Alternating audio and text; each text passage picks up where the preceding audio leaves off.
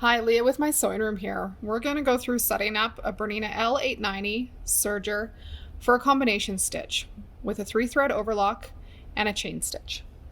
Watch as I thread the machine and get started. The machine was doing this when it first arrived, and I would like to continue with this same stitch but go through all the setup steps to know that I've done it properly. I'm going to hit the home key. And for the first time using this stitch, I'm going to go through the guided mode for setup. If you want to go through the setup menu, go up into stitches.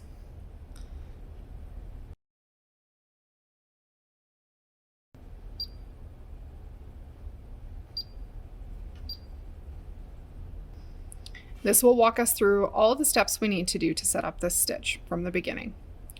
First step is to lift the presser foot lifter. And press the arrow key to move to the next step. No unthreading is required from where we were before. However, I removed all the threads from the machine so I could thread with different colors. We're using presser foot C11, which is the default foot that ships with the machine. And we can adjust the presser foot pressure to 4, which is located on top of the machine. And scroll to the next page. It's going to indicate which needles we're going to be using. There's 2 parts to the needle clamp on this machine. There's a front part used with the cover stitch and a rear part used with the serger. We'll be using the right needle in the cover stitch and the left needle in the serger portion of the machine. We need our knife engaged. The switch to raise and lower the knife is located on the bottom portion of the machine on the left-hand side. To toggle it into the up position, pull it towards yourself. We're going to manually set the cutting width to 6 millimeters. The dial is located on the front of the machine. And we'll move the blade mechanism away from the needles as you increase the size.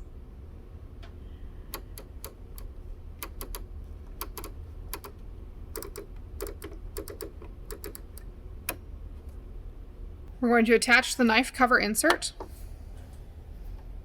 And to do that, we will need both doors open on the front of the serger. To open the first door, pull slightly to the right and tip the door forward. Same process to open the second door. This will give you full access to the threading as well. Our knife cover insert slides in from the front of the machine. To activate the upper looper, if it is not activated, we'll take the upper looper switch from the off position to the on position. Then gently tap forward on the toe on the foot pedal of the machine.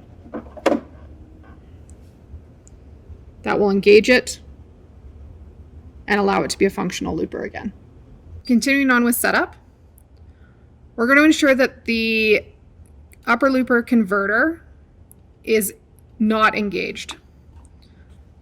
At this point, you can turn the hand wheel towards yourself to bring the looper upwards. We want to ensure that the converter is facing to the right and out of position.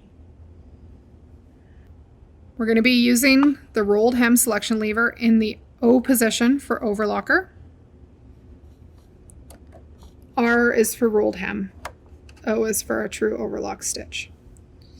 And our MTC selection, micro thread control, can be set at 0 as a starting point. This may need to be adjusted if your fabrics vary. We'll be threading all 5 threads through the machine. We'll be starting with the upper looper in the overlock position. This is our blue threading path.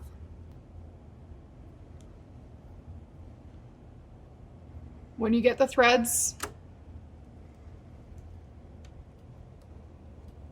to the rear thread guide on the machine, make sure you floss the thread downward to ensure it's fully seated in the tension. To thread our loopers, we'll need to turn our threading mechanism to have it engaged.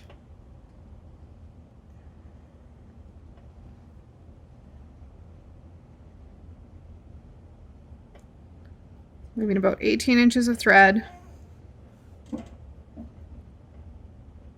over out of the machine, and putting the beginning of that thread through the hole, and using the foot pedal will shoot the thread through the system for you.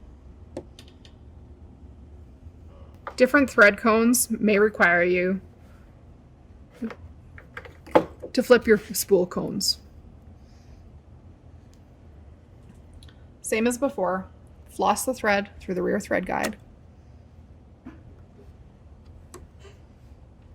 Give yourself about 18 inches of thread, holding the tail over that opening, and press down on the toe of your foot pedal to have the thread come out the lower looper. In this combination stitch, we will also be using our cover stitch looper. Floss the thread in to that first thread guide, and again, about 18 inches of thread. And using the toe of your foot control to activate the air threading mechanism.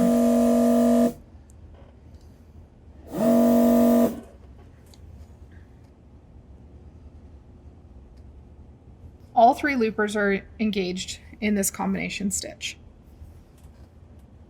Next, we'll thread our needles. We'll be starting with our left needle, located on the serger portion of the needle clamp.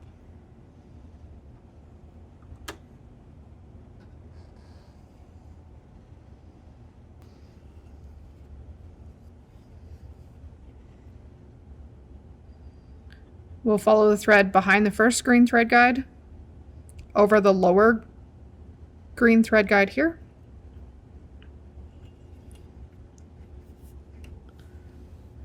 through the guide at the top of the needle clamp.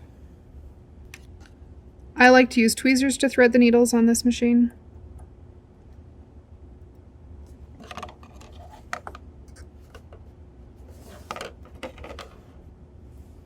And lastly, the right needle of our cover stitch portion of the machine.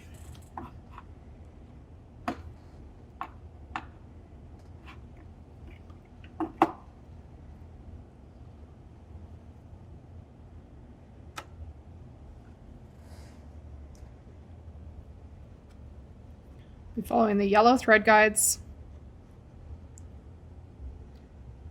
For our cover stitch needles, we'll be following the thread guide here, up and over the 3 marked thread guide, under where a check spring would be on a sewing machine, and then up and down beside whichever needle you're threading. We're using the right hand needle in the cover stitch.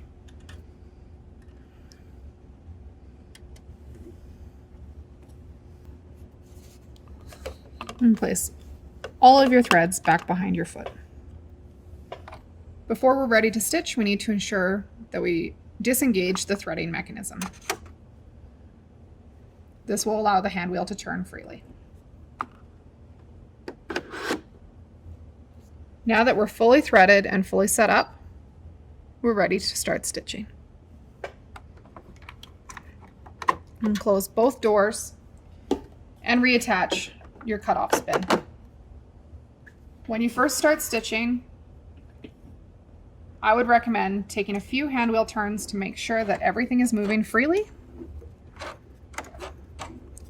and that your stitches are beginning to form a chain for the serger.